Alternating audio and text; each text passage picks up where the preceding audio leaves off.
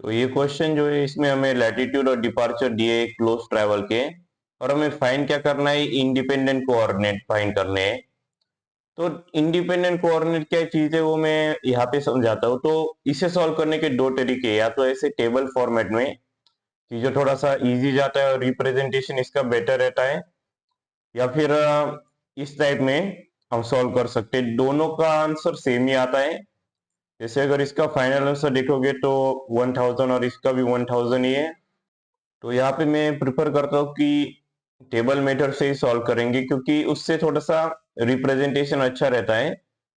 तो यहाँ पे हमें साइड दी है, A B, B C, C D और डी है। तो साइड या फिर साइड को हम लाइन भी बोल सकते हैं। तो यहाँ पे क्या होता है, स्टेशन जो होता है, जो पहला लेटर है, जैसे ए बी में पहला लेटर क्या है, ए, बी सी में पहला लेटर क्या है, बी। तो जो पहला लेटर होता है वो स्टेशन होता है यहाँ पे। तो जैसे अभी लाइन ए बी जो है, या फिर साइड ए बी बोल लो, उसमें स्टेशन कौन सा हो जाता है, उसमें स्टेशन हो जाता है ए, क्योंकि पहला लेटर ए है। वैसे ही डीए में पहला लेटर क्या है, डी है, तो स्टेशन कौन सा हो जाएगा, डी हो जाएगा। अभी नेक्स्ट क्या है, लैटिट्यूड और डिपार्चर। तो लैटिट्यूड और डिपार्चर जैसे हमें गिवन है, हमें वैसे ही लिख लेने इन चारों के लिए, A B, B C, C D और डी ए। और उसके बाद हमें कैलकुलेट करने इंडिपेंडेंट कोऑर्डिनेट। अभी इंडिपेंडेंट कोऑर्डिनेट हमें कौन से कैलकुलेट करने, नॉर्थिंग और ईस्टिंग के। तो यहाँ पे हमें सबसे पहला जो कोऑर्डिनेट, यहाँ पे सबसे पहली जो लाइन ए बी है, उसके लिए हमें अज्यूम कर लेना है कि कोऑर्डिनेट उसका 1000 है। हम चाहे तो इसे 5000, 10,000, 15,000 कोई भी अज्यूम कर सकते हैं। लेकिन अभी अगर हम इसे 1000 अज्यूम करेंगे तो थोड़ा सा इजी जाता है कैलकुलेशन के लिए, तो हम इसे 1000 ही रहने देंगे। तो दोनों के लिए हम अलग अलग भी अज्यूम कर सकते हैं, सेम भी कर सकते हैं। लेकिन मैं ये रेकमेंड करता हूँ कि दोनों के लिए सेम ही अज्यूम कर लेना, जैसे 1000 या फिर 10,000। ज्यादा डिफिकल्ट अगर अज्यूम करेंगे तो वो उतना ही ज्यादा डिफिकल्टी कैलकुलेशन में कर देता है। तो कैलकुलेशन इसका कैसे करते हैं, तो सबसे पहले हमने एबी को जो है, एबी के इंडिपेंडेंट कोऑर्डिनेट हमने यहाँ पे अज्यूम कर लिए 1000, नॉर्थिंग और ईस्टिंग दोनों के। तो होगा क्या कि जब हमें बीसी का जब कैलकुलेट करने जाएंगे कैलकुलेशन, तो 1000 में से एबी का जो लैटिट्यूड होगा, तो लैटिट्यूड देखो, लैटिट्यूड जो रहेगा वो नॉर्थिंग का रहेगा यहाँ पे, और यहाँ पे जो डिपार्चर जो रहेगा वो ईस्टिंग का रहेगा। तो लैटिट्यूड को हमेशा याद रखना, लैटिट्यूड माने नॉर्थ और डिपार्चर माने ईस्ट, मतलब कि आए नॉर्थ से गए ईस्ट से। तो यहाँ पे सबसे पहले हमें क्या कैलकुलेट करना है, 1000 में से हमें 222.5 अगर हम ऐड करेंगे तो हमें लैटिट्यूड किसका मिलेगा, बीसी का मिलेगा। तो 1000 में से 225.5 अगर ऐड करोगे तो ऑब्वियसली आंसर ये आएगा 1222 1225.5, क्योंकि यहाँ पे अभी नेक्स्ट क्या है हमारा, डिपार्चर रहेगा। तो ये हमें नॉर्थिंग का मिल गया लैटिट्यूड यहाँ से। अभी डिपार्चर के लिए, हम ईस्टिंग के लिए डिपार्चर का यूज करेंगे, तो 1000 में हमें क्या ऐड करना पड़ेगा, 120.5। तो हमें वो भी मिल जाएगा बहुत इजी, 1120.5।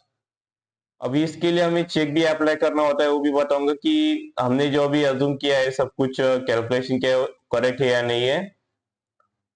तो नेक्स्ट क्या है हमारा, लाइन है लाइन सी डी।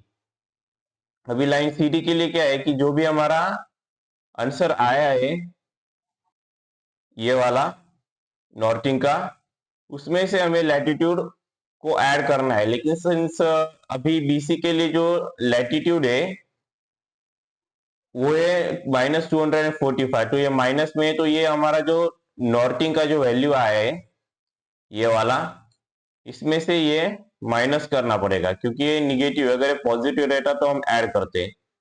तो यहाँ पे मैं इसे कैलकुलेटर पे करके भी दिखाता हूँ। 122.5, सॉरी, तो 0.5 में से अगर हम यहाँ पे माइनस करेंगे 245, तो हमारा आंसर यहाँ पे जो आएगा 980.5 आ जाता है। तो ये हमारा हो गया नॉर्थिंग का सीडी के लिए। अब ईस्टिंग का जो सीडी के लिए हमें जो कोऑर्डिनेट कैलकुलेट करना है उसके लिए भी सेम तरीका होगा। तो ये भी हमारा जो यहाँ पे आंसर होगा, जो भी ईस्टिंग के लिए आया होगा बीसी का, जो कि इस केस में हमारा आंसर है 1120.5, उसे हमें ऐड करना पड़ेगा डिपार्चर किसका, बीसी का। बीसी का डिपार्चर वो कितना है, 210 है। तो बस वही हमें ऐड करना है 210, और इसका जो आंसर आता है वो हमें यहाँ पे लिख लेना है।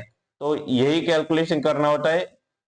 अब नेक्स्ट हमें जब डीए का कैलकुलेट करेंगे नॉर्थिंग और ईस्टिंग, तो उस केस में भी हमें वही करना है कि नॉर्थिंग के केस में डीए का नॉर्थिंग कैलकुलेट करते हुए जो सीडी का नॉर्थिंग आया है उसमें सीडी का लैटिट्यूड सब्सट्रैक्ट करना है उसमें से। तो सीडी का जो नॉर्थिंग क्या है 180.5, और उसका लैटिट्यूड क्या है -150.5। आंसर क्या आता है 830। तो हमें सीडी का नॉर्थिंग मिल गया। सीडी का ईस्टिंग कैलकुलेट करने के लिए क्या है, वही है जो भी सीडी का जो सॉरी डीए का ईस्टिंग कैलकुलेट करने के लिए क्या है, जो भी सीडी का ईस्टिंग आया है, सीडी का ईस्टिंग उसमें जो भी सीडी का डिपार्चर है वो आइडर ऐड करना है या फिर सब्सट्रैक्ट करना है। तो माइनस आया तो सब्सट्रैक्ट करना पड़ेगा अभी। तो सीडी का हमारा जो ईस्टिंग था वो था 1330.5 माइनस हमें क्या करना पड़ेगा डिपार्चर 110.5। तो कितना आता है 1220। तो अभी एक चेक अप्लाई करना है। अभी क्या अप्लाई करना है, चेक ए बी। यानी कि इस चेक में क्या होगा, जो भी हमारा वैल्यू आया है यहाँ पे नॉर्थिंग का और ईस्टिंग का, तो अभी पहले हम नॉर्थिंग का देखते हैं 830।